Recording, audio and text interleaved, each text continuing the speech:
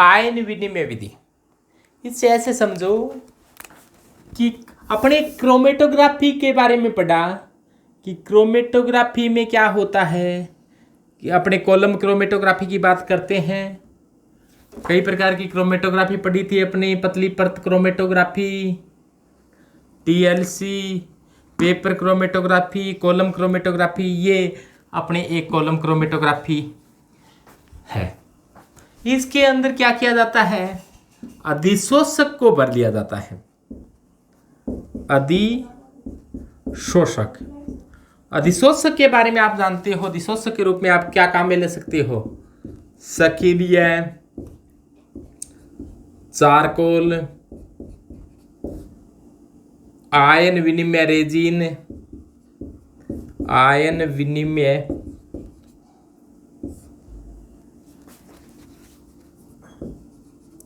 Resin, सक्रियत magnesia,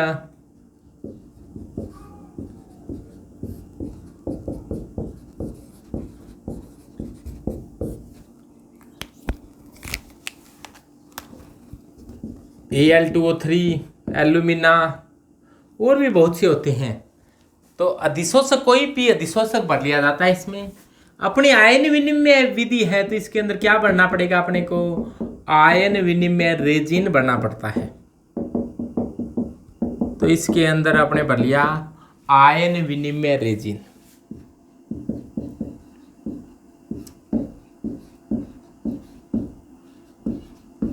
ion विनिमय resin की खास बात क्या होती है, ये आयनों को बांधने की क्षमता रखते हैं। तो आयन विनिमय रेजिन की खास बात क्या होती है, ये आयनों को बांधने की क्षमता रखते हैं। इनके अंदर सामान्यतः आयन विनिमय रेजिन के अंदर सामान्यतः या तो COO समूह है, या फिर SO3H समूह है, या फिर ऐसा ही कोई अन्य समूह हो सकता है जो आसानी से हाइड्रोजन दान कर सके। तो यहां पर ये मान लो कोई रेजिन है और इसके साथ कितने हाइड्रोजन हैं, हाइड्रोजन एक के साथ हो सकता है एक हो, लेकिन मान लो कि 3 हाइड्रोजन काम आने हैं। क्यों, क्योंकि अपने लेंथेनोइड एक्टिनोइडों पर +3 आवेश होता है। तो यहाँ पर या तो 3 रेजिन के अणु काम आ जाएंगे, 3 हाइड्रोजन होंगे उनमें, तो ये कोई रेजिन है।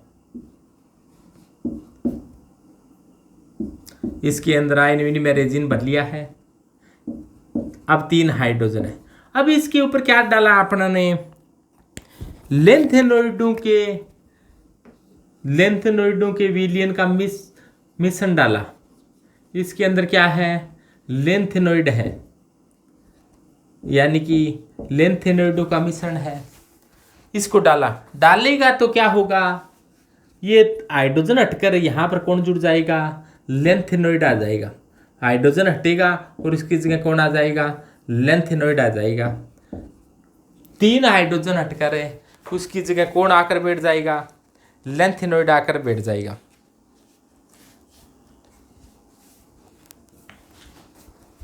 जैसे मान लो Ln+3 है, लेंथेनोइड +3 आवेश है, और यहाँ पर कोई रेजिन था जिसके साथ 3 हाइड्रोजन थे।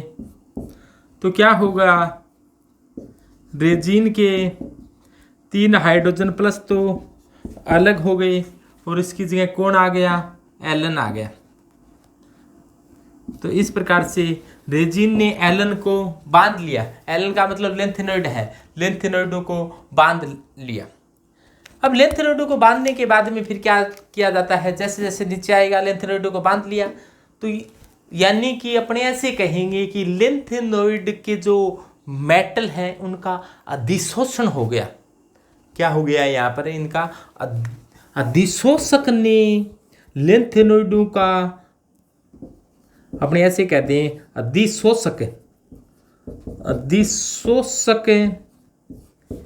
की सतह पर Ln क्या हो गए, अधिशोषित हो गए। अब अधिशोषण की घटना होने के पश्चात क्या किया जाता है, कोई निश्चालक डाला जाता है। निश्चालक के रूप में कई निश्चालकों की एक श्रेणी बताई थी। अब ये तो जैसे जैसे नीचे गए लेंथेनॉइड है वो यहाँ पर एक इकट्ठे हो गए। रेजिन की पूरी रेजिन में लेंथेनॉइड है वो इकट्ठे हो गए हैं। इसके ऊपर फिर क्या डाला जाता है? निश्चालक डाला जाता है।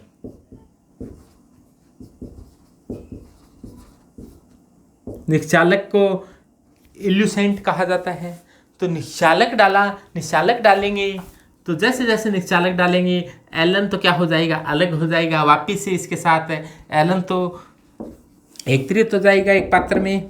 इसको खोल देंगे टुंटी को तो इसमें क्या आ जाएगा? एलन आ जाएगा। और वापिस से यहाँ पर एलन अलग हो गया, वापिस से यहाँ पर क्या आ जाएगा?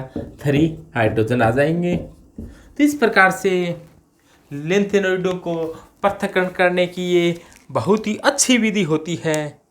इसे आयन विनिमय रेजिन मेथड कहा जाता है, यानी कि आयन एक्सचेंज मेथड बोलते हैं।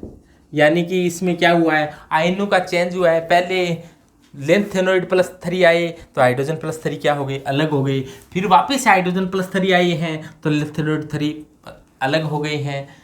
तो इस विधि द्वारा लेंथेनॉइडों को पृथक है वो आसानी से किया जा सकता है।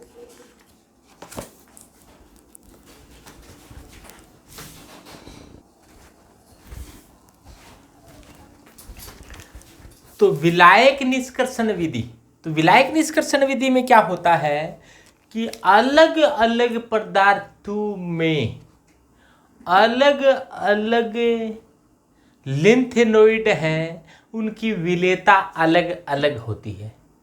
अब लेंथेनॉइडों की बात नहीं, किसी भी कंपाउंड की देख लें, अलग अलग विलायकों में उसकी सोल्युबिलिटी है, उसकी विलेयता है वो अलग अलग होती है। किसी में विलेयता ज़्यादा होती है, किसी में विलेयता कम होती है। तो अब अपने को पृथक करना है तो जिसमें विलेयता ज़्यादा होगी वह पदार्थ उस विलायक के अंदर आ जाएगा। लेकिन यह विधि बहुत ही इस विधि में मेहनत ज़्यादा करनी पड़ती है, क्योंकि इस विधि के अंदर रिपीट बहुत बार करना पड़ता है। तो इस विधि में सबसे पहले काम क्या किया जाता है? लेंथेनाइड आयन है उनको सांद्र H+O4 के साथ किसी कार्बनिक विलायक में मिलाकर हिलाया जाता है। अब अलग अलग कार्बनिक विलायकों में लेंथेनॉइडों की विलेयता अलग अलग होती है। जैसे ऐसे मानो कि अपना कोई मिश्रण है लेंथेनॉइडों का, जिसमें एक प्रकार का कोई लेंथेनॉइड है, कोई बी प्रकार का लेंथेनॉइड है, कोई सी प्रकार का लेंथेनॉइड है, कोई डी प्रकार का लेंथेनॉइड है। इसके अंदर पहले क्या किया जाता है? कोई विलायक में इसको मिला लिया जाता है और मिलाकर इनको क्या किया जाता है? विलयन बन गया। और पूरे को किसी विलायक के अंदर घोलना जरूरी है, क्योंकि एक विलयन बन जाएगा। तो ये क्या बन गया? A, B, C और D का क्या बन गया? विलयन। ये तो ABCD का मिश्रण था, अब क्या बन गया? ABCD का विलयन बन गया। अब फिर क्या करेंगे? कोई एक कार्बनिक विलायक लेंगे। पहला स्टेप ये था, मिश्रण था ABCD का। अब किसी विलायक में, सामान्यतः अपने विलायक काम में लिया जाता है HNO3। जिस प्रकार से आप मूल विलयन तैयार करते हो प्रैक्टिकल करते समय, इसी प्रकार से यहाँ पर इसमें HNO3 मिला दिया। HNO3 मिलाकर अपने बना लिया विलयन। तो HNO3 बनाकर अपने विलयन बना लिया। अब कोई कार्बनिक विलायक लेंगे। मान लो कि ऐसा कार्बनिक विलायक लिया जिसमें A ज़्यादा घुलता है। तो अब इसमें इस कार्बनिक विलायक को और इस मिश्रण को दोनों को एक साथ मिला लिया। इन दोनों को एक साथ मिला लिया। मिलाने से क्या हुआ कि इसके अंदर ABCD में से मान लो A ज़्यादा घुलता है, तो A तो क्या हो जाएगा? इसके अंदर घुल जाएगा और बाकी घुलेंगे ही नहीं। तो A तो इसके अंदर आ गया, कार्बनिक विलायक के अंदर आ गया, और B, C और D इसके अंदर घुले ही नहीं। तो ये क्या हो गए? अलग हो गए। तो इसको तो अपने पृथक कर लेंगे। तो ए अलग हो गया, लेकिन पूरा ए इसमें नहीं घुलता, कुछ इसमें भी रह जाता है, तो इसको फिर बार बार रिपीट करना पड़ता है ताकि ये इसमें पूरा घुल जाए। तो ये कितनी बार रिपीट करना पड़ता है, कम से कम 10 से लेकर,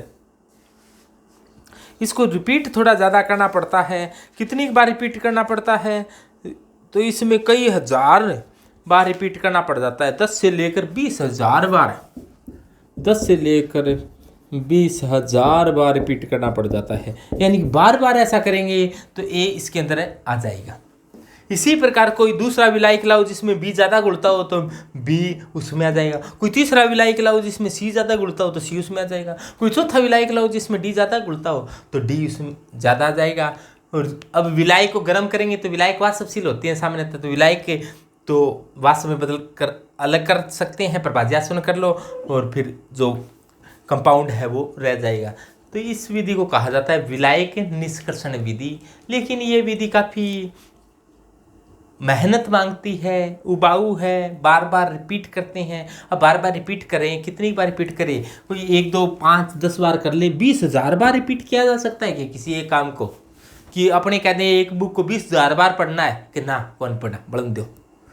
तो ये इस कारण से इसकी एक कमी है, ड्रॉबैक है।